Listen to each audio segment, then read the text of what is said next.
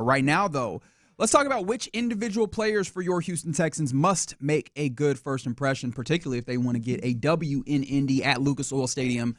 This Sunday, noon, is when it kicks off. And, John, I have a strong feeling that you have a name that immediately jumps up, a name that has already come in on the YouTube from Nick Goes Vest Mode, Joe Mixon. Joe Mixon is one, for sure. He's not my number one. Okay.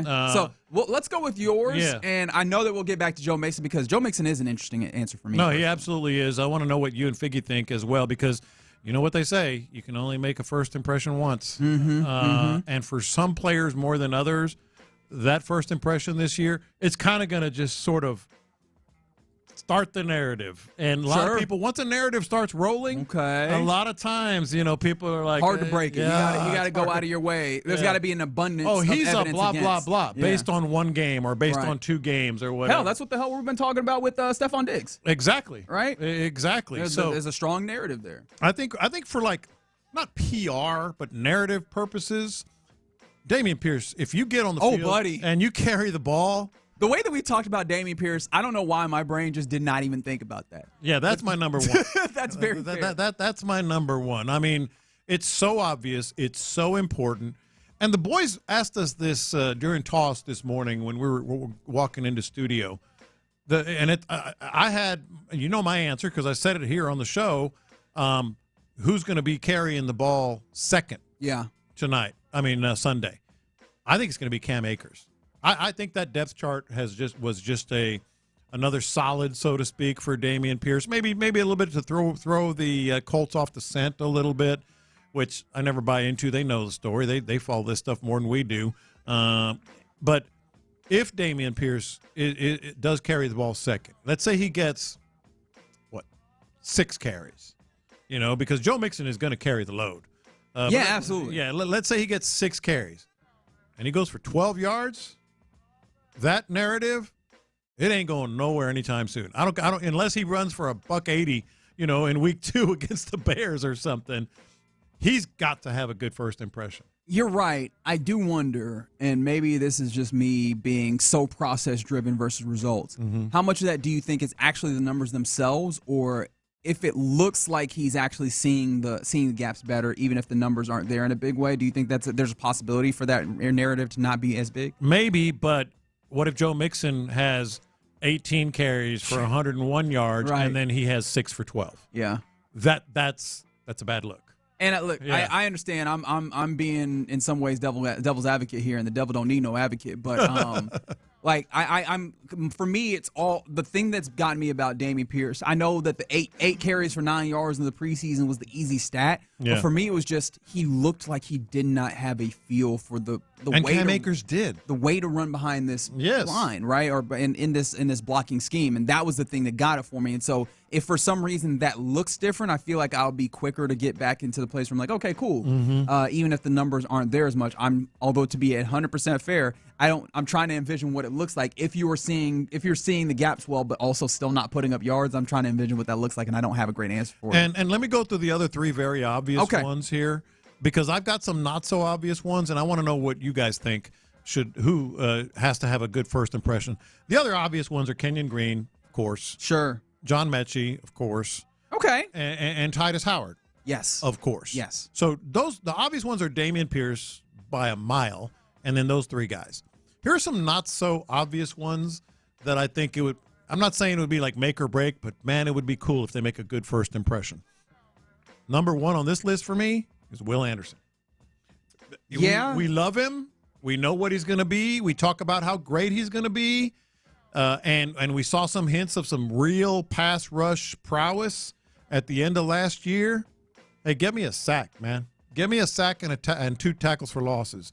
And then all of a sudden people are going to be going, all right, it's happening. You know what I mean? Yeah. Okay, that's interesting. We got some folks getting involved. 713, they said Mixon's going to be washed up. Okay, you're coming in hot with that one. Okay. We got you on wax, though. So if you want to come back around and be like, nah, you see, I told you, you will have that down. But that is, you were out there early on that one. Okay, 832, I agree with. Lassiter and To'o must make good first impressions. To'o's the next one I was going to mention. The Colts will test them early and often, and that is 100% true. Lassiter, I guess I just have more confidence in, but he's not wrong. Mine is To'o. Especially with Lassiter, like he has the possibility of being matched up with some speedsters. Now, one of them is not going to be in this game. Wide receiver Josh Downs is officially out for this one. Now, kicker Matt Gay is a TBD still and he's dealing with a hernia. Man, I hope he does play. He did kick this week, but he's dealing with the hernia. I don't know how much. But yeah, Josh Downs, speedster, he won't be there. But there's some speedsters in there, and I know we've felt comfortable. We've been kind of assuaged with Kamari Lassiter and the way that his technique has kind of made up for that 4.6 speed. Yeah. But when you actually get there on that football field in games and you got some speedy guys that you are get going punched up in the face him, as Mike Tyson. Right. So it will be interesting to see how he holds up in that way. And then I have one more not so obvious one, and then I want to hear what you guys think are the most important first impressions. And text in 713-572-4610. You know how I feel about Stephon Diggs this year. Yeah. I think he's probably my favorite player. He's so integral. I think you're holding the ticket on first pass to Stephon Diggs. Stephon Diggs. I'm holding that ticket too. But it would be cool, man. It would be cool if he makes that big time first impression, and not only is my opinion justified, but a lot of fans will feel really, really good about Stephon Diggs. I do wonder though, right? Like I don't know that the Stephon Diggs narrative is about the first game at all. I feel like the Stephon Diggs narrative is, does it go south? Yeah. Week 10, week 13. That's fair. Wild card round, right? Like I think those are the questions that I think that people are really more looking at. Yeah. And so I don't know that you can do anything for that narrative in week 1, honestly. Yeah. No, that's fair. What about you though? A name that came up that was a good one was Danielle Hunter, but I think I was looking more interior. I'm looking at someone like, I don't know which one to pick between Mario Edwards and Fatukasi, and maybe we just go ahead and put them both together. Like I think that this is going to be an interesting space, and how do they help the likes of Hansen and To'o by making sure that those guys are clean with strong play in that defensive line spot. And of course, I think there's a lot more comfort and belief in those guys, particularly Fatukasi, who free agent acquisition and that stuff. But I think that first impression is going to be go a big long way rather in helping people believe that the run stopping of this defense can be better.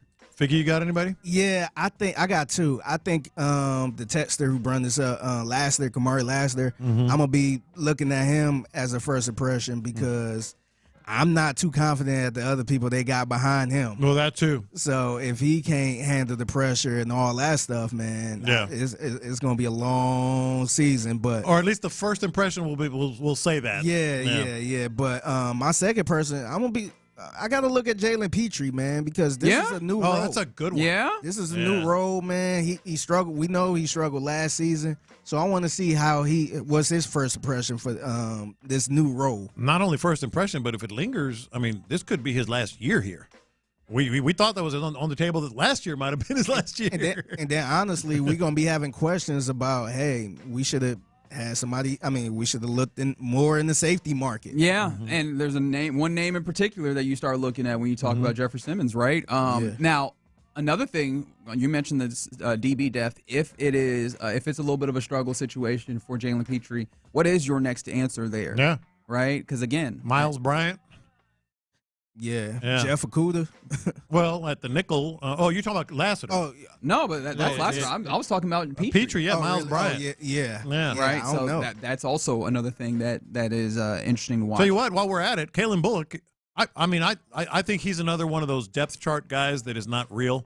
You know, most of the depth chart is accurate. I think Dameon Pierce is inaccurate, and he's actually the third running back. We'll find out. I think Kalen Bullock is the starting safety. Like, he's going to be trot out on the field.